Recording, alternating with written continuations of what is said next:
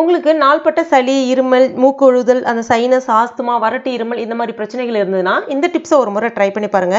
அதுக்கு சுத்தம் பண்ண ஒரு வெத்தலை ஒன்று எடுத்துங்க. இந்த நரம்புல நீக்கமா பயன்படுத்தினா சில பேருக்கு அந்த வெத்தலை பயன்படுத்தும் போது தொண்டையில லைட்டா கம்மல் இருக்கிற மாதிரி இருக்கும், அதாவது கொஞ்சம் அடைச்ச மாதிரி இருக்கிற மாதிரி இருக்கும். பட் இந்த நரம்புகளை நீக்கிட்டு பயன்படுத்தினீங்கன்னா உங்களுக்கு அந்த மாதிரியான பிரச்சனைகள் இருக்காது. இப்போ இதுல ஒரு ஏலக்காய், ஒரு கிராம்பு, 5 மிளகு, தேவைப்பட்ட கொஞ்சமா பனக்கருங்கட்டை சேர்த்துங்க. இப்போ இதை மடிச்சுட்டு வாயில போட்டு நிதானமா மெல்ல ஆரம்பிங்க. உமிழ்நீர் வர ஆரம்பிக்கும். அதை துப்பிடாதீங்க, அப்படியே உமிழ்நீரை விழுங்கிட்டே இருங்க. கடைசியா மிச்சம் இருக்கக்கூடிய அந்த சக்கையை துப்பிடுங்க. இந்த மாதிரி நீங்க ஒரு நாளைக்கு 2 முறை பண்ணிட்டு பாருங்க. அந்த மூக்கொழுவுறது, சைனஸ், ஆஸ்துமா, வறட்டு இருமல் இந்த மாதிரியான பிரச்சனைகள் எதுவுமே இருக்காது. தலபாரம் எல்லாமே சரியாயிடும். ஒரு சூப்பரான டிப்ஸ் இது, கண்டிப்பா ட்ரை பண்ணி